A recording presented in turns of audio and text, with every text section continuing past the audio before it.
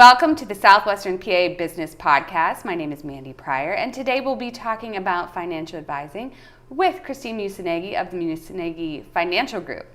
Welcome, Christine. Thank you, Mandy. I'm happy to be here. Yeah, so thanks for coming on. I wanted to first share with everybody a little bit about yourself and how you got into this industry, because I know that it can be a little bit more male-based than female, so it's nice to see a female in the role as well. It is, absolutely. So I came into the business sort of by happenstance. I really wanted to be an architect. I was kind of like the kid that wanted to put things together. My dad was in construction. I thought maybe landscape architecture because I like to play outside in the garden, something like that. When I was in high school and college, though, my mom had inherited a business. And when she inherited that business, she wasn't prepared to do that. She wasn't a business person by any means. And I got to see, unfortunately, firsthand how a business doesn't pass well and how the attorney or CPA doesn't coordinate. And back at that time, there really wasn't a financial planner, a financial advisor who was taking the lead, helping the family, working with the employees, the assets, all of that stuff. It was sort of left up to the family to figure out. And going through college, I was still like in my freshman year where everything was wide open to me, and I was like, oh, I'm going to do business. Didn't know what that was. Then I thought, oh, maybe I could be a stockbroker because that sounds cool, because it's cool. You know, the 90s, and I guess there must have been something on TV that made me think that movie that I thought, okay, that would be glamorous. I could wear suits and heels. I don't know. I put all that together and went, no, what I really want to do is make sure that a small business doesn't fail, or if it gets inherited, if somebody passes away, how does it happen the right way, and how do we not go through all of this? So that led me down a path of my first job out of college ended up being a sales assistant to a financial advisor. And I figured out pretty quickly that, all right, I think I'm as smart as him. Like, I can do this. If he can do this, like, I can do this. Like, what does it take? So I sort of rushed through getting licensed and trying to figure out that piece of it. So that's how I got started. When I got started in that office, there were 3 female advisors out of 85, 90 people. Wow. So it was super male dominated. But sort of growing up in the business in that environment, I realized I needed to know everything. I couldn't. What? I had to know everything about everything, just like women believe. But I had to know everything all the time. So I had to be prepared that client could ask me this, or client on the phone who belonged to the other advisor would have this. Like, I had to be the person who had the answers. So in a male-dominated situation, I think females who want to know that put a lot more on themselves than a younger male coming up in the business or trying to figure it out. I think we do that to ourselves, so I did that to myself. I'm very I have to know. Heavily researched person. Yes. I want to know everything. I want to educate myself on everything.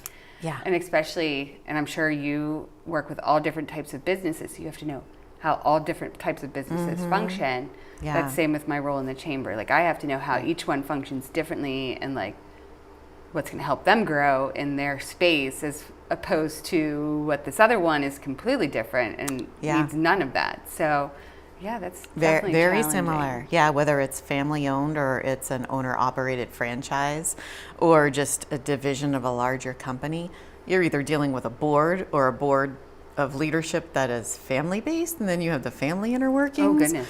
Or you have the which roofer, can be good and which can be good and bad. Yeah. Or you have the guy who's doing his billing from the dashboard of his truck, and has you've receipts got everything. everywhere. Receipts everywhere. Yeah, they're all over the place, all different. And they all need different things. And so, how long have you been doing what you do? So I came into the industry in 1998, so 27 years, and that went really fast. It's still going fast. Wow. Yeah, 27 years. I've been in private practice since 2009.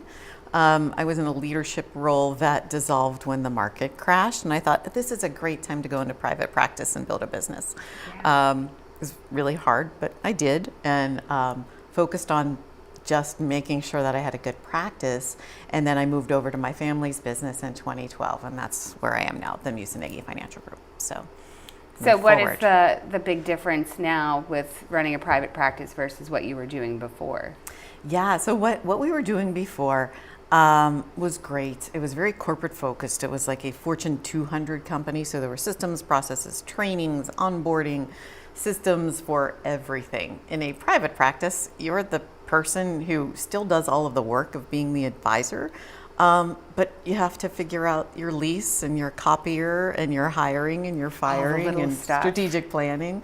Yeah, and we were talking a little bit before about strategic planning and running your private practice. You are in a small business. It's a legit business, and you have to figure out your strengths, your weaknesses. Are you doing well in this space? How do you grow?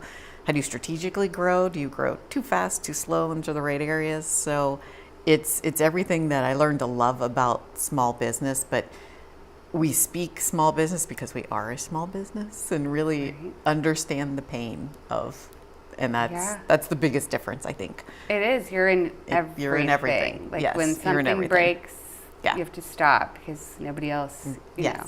If we need Unless you finally find that person who's very tech savvy. Yeah. But like with the chamber, we own our building, so I'm like a landlord. I've had to learn that part of things. We're just like, oh, well, the mailbox is broke today. Or, there's, I don't know if you saw yesterday.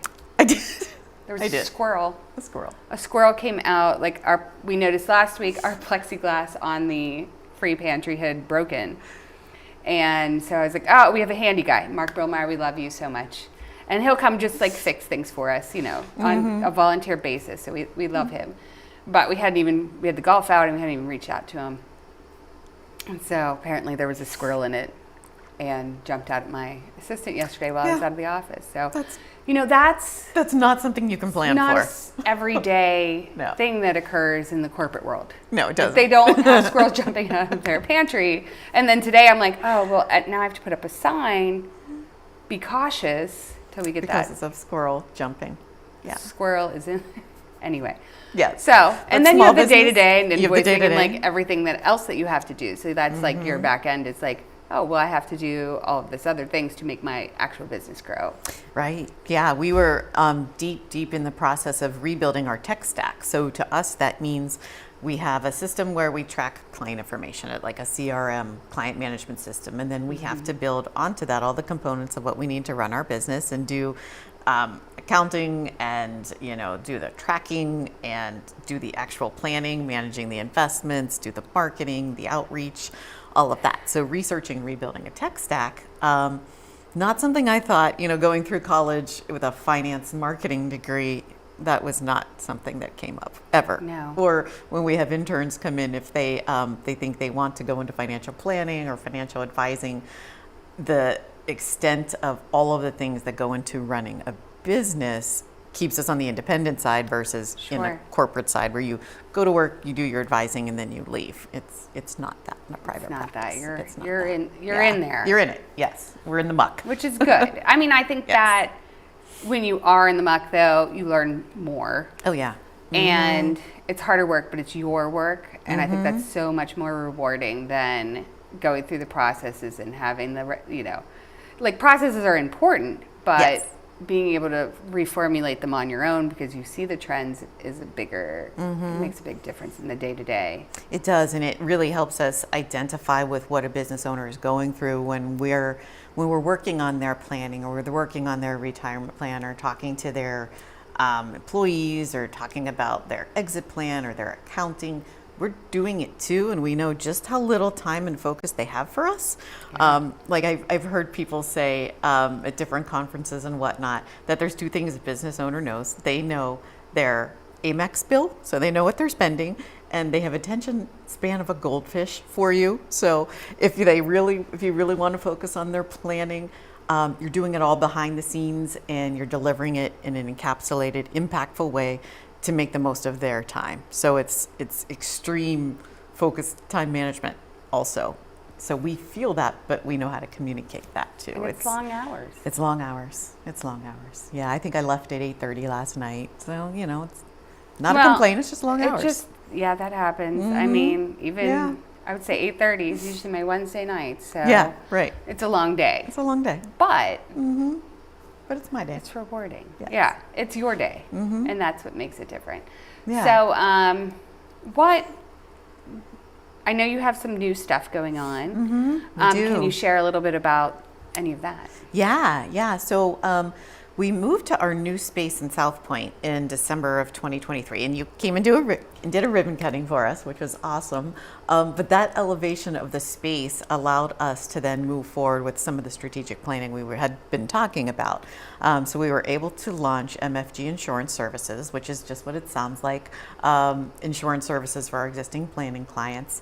And that also helped us to start talking more about launching MFG Private Wealth. So private wealth to us is a more intense focus on individuals, families who have complicated financial decisions, who really need more of a collaborative approach. So that system or that offering, I guess to say, allows us to bring that owner or that family in, sit alongside the CPA, the attorney, and all collaborate and workshop things together, so that our ultimate goal for folks that need that kind of help is we're not sending them to meet with us and then sending them to the attorney and then sending them out, and it's sort of a back and forth. It's bring everyone to the table.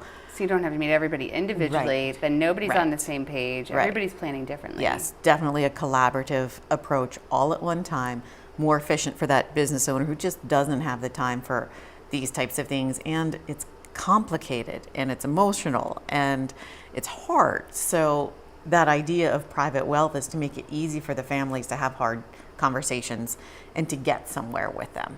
And by developing that from the strategic side, now we need more help. We need more people. So we were just talking about understanding the staff that we need to hire, understanding the advisors who need to come into play within our group, and then understanding the specialists that eventually we need to hire too, like an insurance specialist, someone who specializes just in retirement plans, who can assist all of the work that we're already doing, but giving that extra support so the leadership can spend more time in that room with the right advisors too. So it's exciting, but it's, well, you need support. It's a lot. You need a lot more support. Especially when you're launching so many different other sectors of your business. Yeah. You definitely need a hands-on approach and people who are good and dedicated to what you guys are doing. Right, and they have to feel connected to it too. So we do have a culture right now of some great people who are connected to our clients, who care about our clients,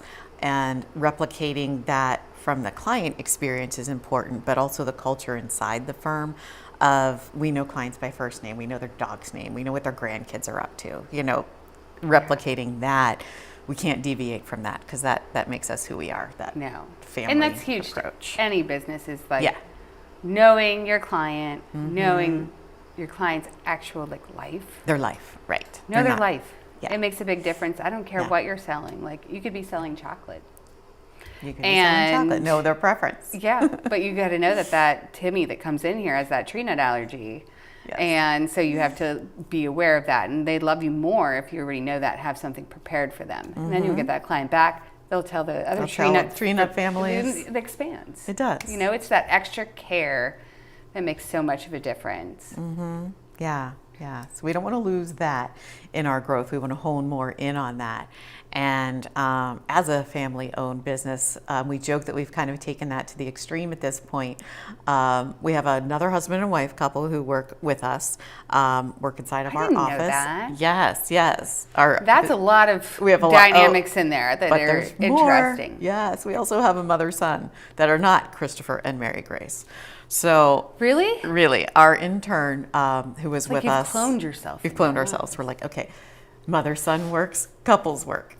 Okay, we've got two couples. We've got two mother-son. So we speak family, we understand dynamics, but it's interesting from a strategy standpoint. We rely a lot, without talking about it, but on the DISC profile system, so we know how people are wired. We'll talk all about the DISC. So it's interesting to see how these people work together, and we know how to get them on the right path for how they're wired. And because we have so many closer interpersonal connections, we know the strengths of someone without having to get to know them. We sort of like they have to warm up to us, but when you already know them pretty well, you know what you can set them off to do, or how we know they're going to be a good fit and do really good at something, but they don't know it yet, that's also kind of the fun part. Yeah. Well, and it's I talk about DISC all the time. I'm a DISC. high D, high I. Yes. Used to be higher I, now I'm a mix of the two. But I'm definitely not a C. Like, I don't even know if I show up there. So, like, you know, that's the part I still is a small chamber. Like, I'm still in that stuff. It's just not my top strength. Right.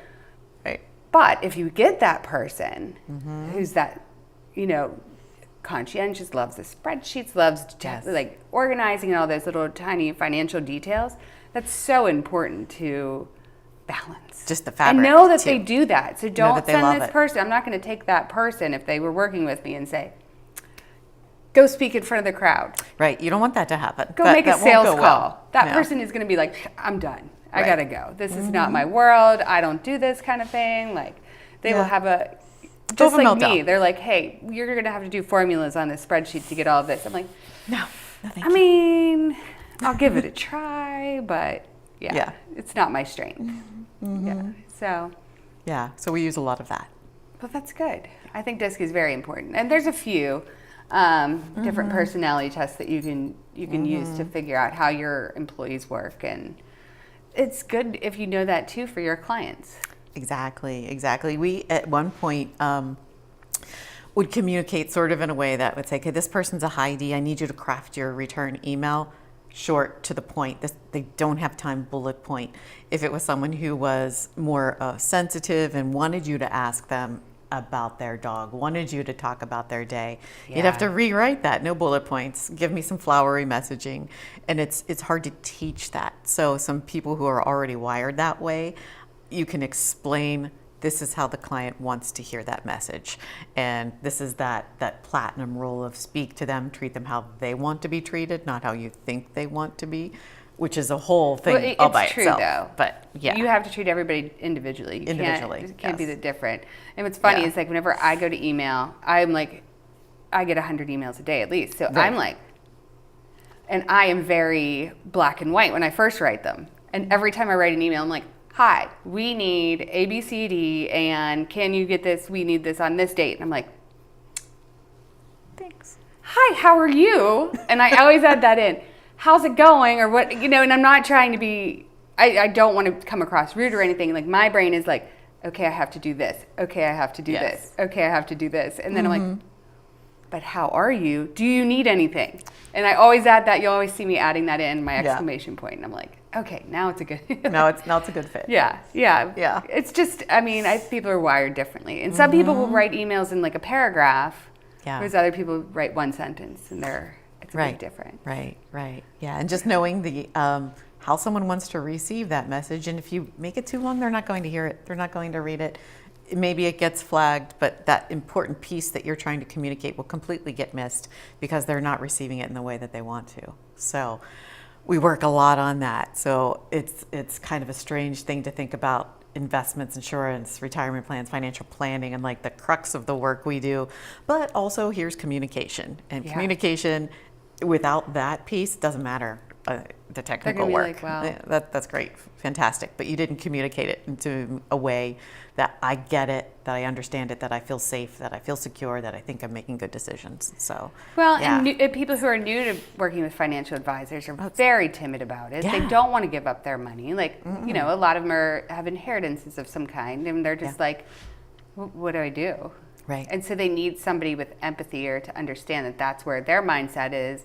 Rather than like, you have a business owner, he's been with A financial advisor, B financial advisor. He's like, I just want to mix things up here and like find out what more we can do. He kind of knows the drill. Right. He's going to keep pushing through. So it's the approach has to be so different. Completely which different probably approach. Helps that you're a female financial advisor. No offense to the males out there. There's a little bit of empathy that I think females, you know, we're kind of raised to understand social cues a little bit more and have more empathy towards people and differences in the psychology of people. Yeah, I was going to say the psychology of people, we listen a little bit differently.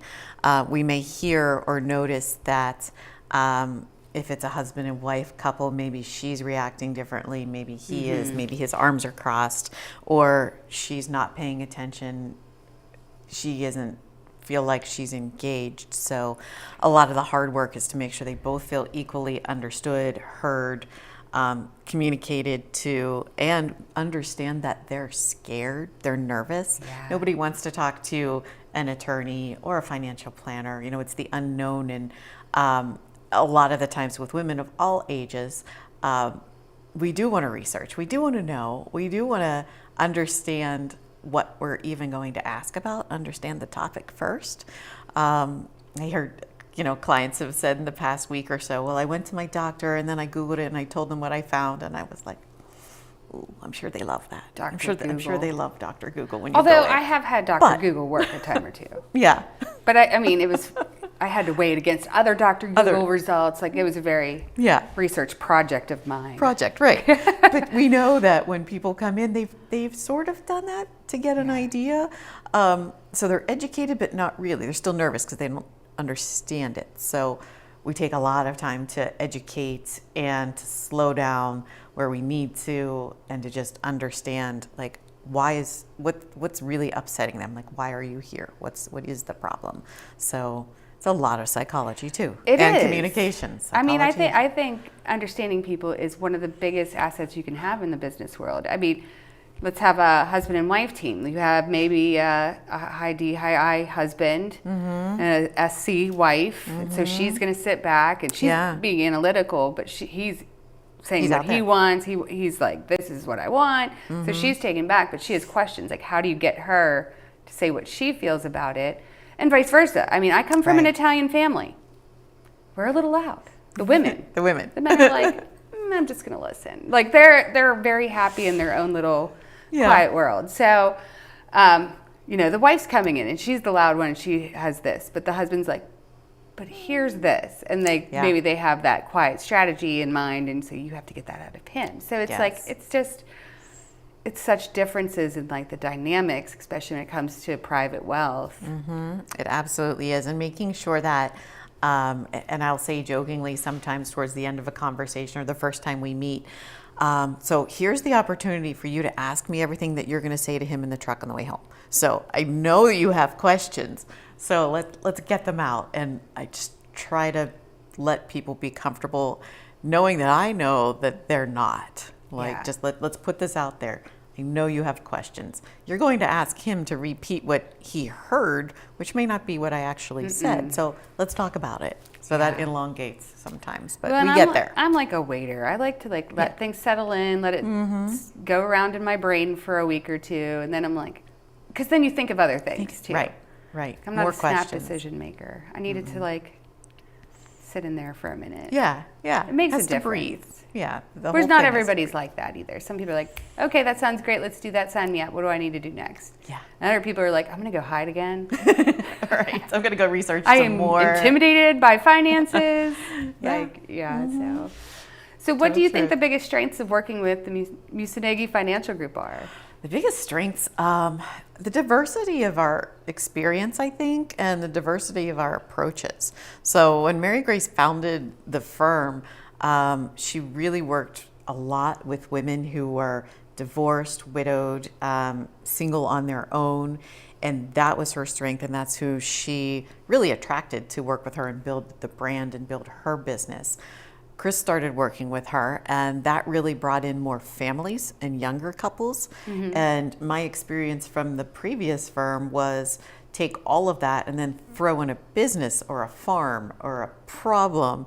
So between the three of us, we really have a mix of, this is what everybody goes through. These are the mucky, messy things that a family has to experience. And we bring that experience to the table, but also that empathy, because we've been in the messy stuff with all of those clients, and even the people that we bring on to support us and who are one-on-one with the clients a lot. They have a diverse background, but their heart sort of leads them, and they really, love the work that they do and understand the client situation, and we can train them on tasks. And it can be so emotional. It can be. With even business. Yes. Business, especially family-run businesses, emotions. All the time. High run. Lots of emotions. All the time. Yes. Yes, an Italian family, Oh. anything like that. Someone. I could not imagine running a business with my Italian family. I mean, Right. That's the fun that we get into. I'm like, you're in the front. Shh, go be, I can just see the, oh no. Yeah. So too many high D's in my family, high I's. High D's, high Definitely I's. high D's everywhere. Yeah. I think my mother's the only one who's like not. Really? She gets into it, but like Yeah. she's not as She's not out pushy there. as the, I love you guys. Yeah. So our diverse experience, our diverse approaches even, and then behind the scenes, we're really tech forward. We stay on top of things. We've got a lot of education, a lot of designations. I moved forward with a certified exit planning advisor last summer so that I could be more equipped to even help businesses to exit, family businesses specifically, to understand all of the things that go around that. So we're constantly pushing the envelope on technology, on strategies, on education. I guess just, Chris and I are Gen Xers. So evolving so fast. All the time. Yeah. Mm-hmm. And not everything technology forward, I found out, works. Nope, it doesn't. And then or it's you're not comfortable. Oh no. Yeah. I got to go fix all that stuff now. Yes. You think it's the best thing, and then you're like, so it's important to do your research. It's important to stay educated on all topics of your business too. All the time. And the client's markets. Right.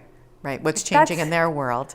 Is there technology changing in their world? Is there some quirky update to a payroll system that I need to know something about because my businesses are having a problem? I didn't think I had to know payroll. Yes, I have to know payroll. Right. So all of the things. It's like the auto industry. We were just talking about that. Yes. The price of cars. And right now it's steady. It's steady. But next year, we're not. We'll see. We'll see. Yeah. I guess we'll see. But I mean, the different clients and different problems and different systems and oh my goodness. It's quite a challenge for you. Yeah. It's all good though. We don't know anything different. No. And that's part of the fun, what we're good isn't at. it? Yeah. This is part of the fun. And at the end of the day, which is probably like 10, 11 o'clock at night. When the brain shuts down. If it does. Yeah. You've touched a lot of people's lives and you've really helped people with their financial wellness in different areas. I mean, a lot are, in just different areas of life. And it's getting the young people. Are you still seeing young people coming in? We are. We're starting to. We're starting to see more parents in their 50s send their 20-somethings, like just out of college. And we started a program called Starting Out, Starting Over years ago. And it ebbs and flows when people need that type of help. But it's really designed to help people understand their first job. Like, what are the benefits that they have? How does their 401k work? Do they need disability insurance? How do we budget?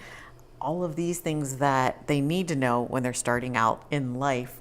So we're seeing some 20-somethings, 30-somethings, even 40-somethings that like are running and then pop up and wait, I need to see what I'm doing right now. Like, I think I've just been working. Ignore it. You ignore it. And then all of a sudden you're like, oh man, I learned all that. And I say that for all 30-year-olds out there. Like, if you haven't started looking into financial planning, if you haven't started saving, if you haven't started, like, you're behind the mark. So get educated. I mean, the only thing I wish is the education systems were a little different. Like even at the college or university level, to like have your gen eds to be like managing your house. And managing your household. Finances and taxes and all of that stuff that's so important. And people just don't get educated there.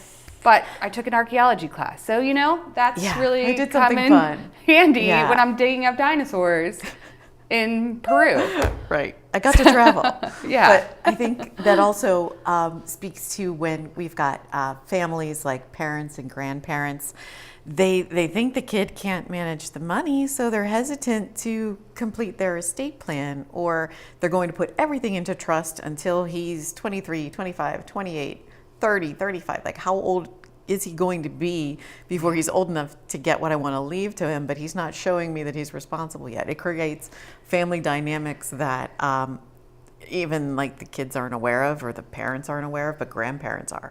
Yeah. It's if you can start by educating them, that adds that comfort the whole way up the chain back to the family. That should be like written in there. If I should pass before you're 30, you must, in order to receive this money, take this course do this in financial education so that you can handle this. Know what to do with this, because I worked hard for it. Right. So, yeah. And they don't. Yeah. Necessarily. Not necessarily. We have some clients who think about that and start working on things like that, but it really has to come from the family, and it has to come in a way that it doesn't feel forced. It feels like their idea. It's back to the psychology and communications. Yeah. Yeah. Yeah. There should also be a psychology class for all. For everything. I mean, I took one in college, but I think towards business. I think it's so important for everybody to kind of understand how people work. How they're wired. What they're really saying when they're saying something, too. Yes. Yeah. Idiosyncrasies in their... I watch all of that. But that's just me. I don't know if other people do that. So is there anything else that I haven't touched on that you'd like to share today? I think those are the big updates. We're really trying to focus on families, letting people know that that's what we do and we're good at it and we enjoy doing it, and expanding our brand a little bit, bringing on more team members, and really trying to get more entrenched in specific things that we do in the community. So we are attached and feel very strongly about women in financial security, and we extended that out to women in business probably about 10 years ago, and have really been happy to partner with the Chamber, with the Impactful Women situation for a long time. We're doing some good things out there with Impactful Women, so thank you so much for being a part of that and helping that to go forward. Yeah, so we love stretching into things like that, and we're just happy to be members and let it feel more like a community and do good stuff for good people. Good. Well, you've definitely helped us and women out there, just supporting the programs that we have and getting their businesses up and running, and hopefully, excelling at what they do. I think it's so interesting to see how many women want to be educated all the time. Yeah. They want to learn. They want to learn. Right. So we have to build it. So we have to build it with your help. And we have to have fun too. And we have to have fun. Yes. There's room for fun. Yeah. All right, Christine. Well, thank you so much for coming on. We'll hopefully share this soon, and looking forward to some more Impactful Women events coming up here. What do we have? Planes, trains, and automobiles for the fall. Which non-traditional roles. Yep, non-traditional female roles. Yeah. So we'll get into that in a little bit. But thank you for coming on today. We'll share this podcast out soon, and look forward to working with you throughout the year. Thank you. It's fun. Thank you for watching this episode of the Southwestern PA Business Podcast. I'm Mandy Pryor with the Southwest Regional Chamber of Commerce. Thanks to Christine and the whole crew over at the Musuneggi Financial Group, and thanks for partnering. And we look forward to another episode soon.